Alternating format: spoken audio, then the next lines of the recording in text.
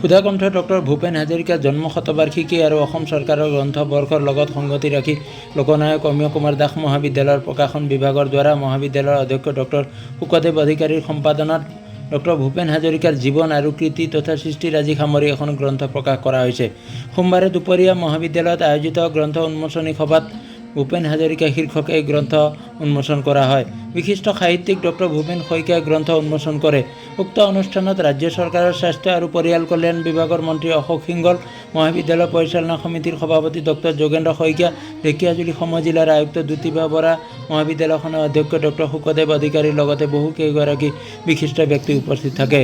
মহাবিদ্যালয়ৰ অধ্যাপক ডক্টৰ হৰিপ্ৰসাদ বৰুৱাৰ পৰিচালনাত অনুষ্ঠিত গ্ৰন্থ উন্মোচনী সভাত বিশিষ্ট সমাজকৰ্মী অপূৰ্ব কুমাৰ ভট্টাচাৰ্য, নাৰায়ণ চন্দ্ৰ বৰা, দিলীপ সেনাপতিৰ লগতে বহু কেইগৰাকী ব্যক্তি উপস্থিত থাকে। অনুষ্ঠানত ছাত্ৰী ডলি দেৱনাথে এটি গীত পৰিৱেশন কৰে।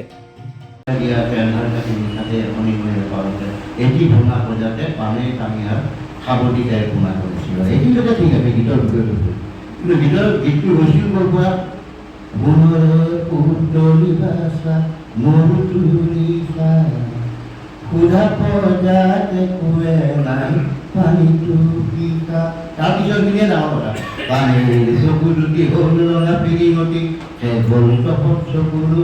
এই যে গীত এটা বিদ্ৰোহৰো মই মাধ্যম হ'ব, কিন্তু সেই ক'ৰবাত আহিছে দুৰপতি আমাৰ নাম কৰে বাৰীতে ক'বলৈ তেনেকুৱা বিস্তৃত আলোচনা কৰা আছে। অনিল শইকীয়াৰ গীতত আৰু এটা আছে, আমি গাব ইয়াতে গীতৰ গানৰ আত্মা এটা আছে, চিত্ৰকল্প। যেনে ভূপেন হাজৰিকাৰ কাৰণে বিৰাট ভাল শব্দ এটা হ'ল ব্ৰহ্মপুত্ৰ। আজি ব্ৰহ্মপুত্ৰ হ'ল বহনীমান যিয়ে নকওঁ মহাসাগৰ ব্ৰহ্মপুত্ৰত তেওঁ ভাল পায় বা আকাশীজনে আহি থাকোঁতে ব্ৰহ্মপুত্ৰখন তেওঁলোকে লিখিছিল, সকলোখিনি কথাই উল্লেখ কৰিছে। এখন নদীয়ে কেনেকৈ তেওঁলোকে কল্পনাত ঘূৰাই দিছিল সেই কথাখিনি পাব।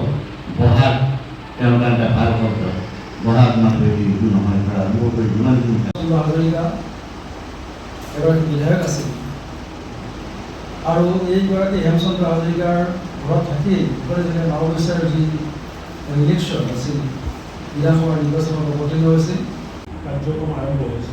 তো শিক্ষাৰ ক্ষেত্ৰত বহুতখিনি কাম হৈ আছে। জ্যোতি পাটলীয়া ডাঙৰীয়া লাগি থাকে শিক্ষা,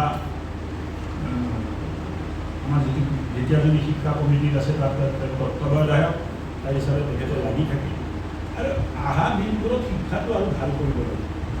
শিক্ষাই মানুহৰ জীৱনটো পৰিৱৰ্তন কৰিব পাৰে। শিক্ষাৰ অবিহনে বেলেগ কোনো বিধান নাই যে মানুহৰ জীৱন পৰিণত হ'ব, পৰিৱৰ্তিত হ'ব, সমাজ উন্নত হ'ব, সমাজখন ভাল হ'ব। চ' শিক্ষাৰ জৰিয়তে চৰিত্ৰবান নাগৰিক নিৰ্মাণৰ যিটো দায়িত্ব শিক্ষকসকলৰ আছে, আপোনালোকে এই দায়িত্বটো ভালকৈ পালন কৰি যাওক। চৰকাৰৰ তৰফৰ পৰা যি সহায় সহযোগ লাগে সেইখিনি আমি সদায় আগবঢ়াই আহিছোঁ। অধ্যক্ষ ডাঙৰীয়াই কৈছিলে যে কলেজত অলপ ইনফ্ৰাষ্ট্ৰাকচাৰৰ অভাৱ আছে, পানী জমা হৈ যায়, পানী নোলায়। গোটেই কামটোৰ কাৰণে 25 লাখ টকা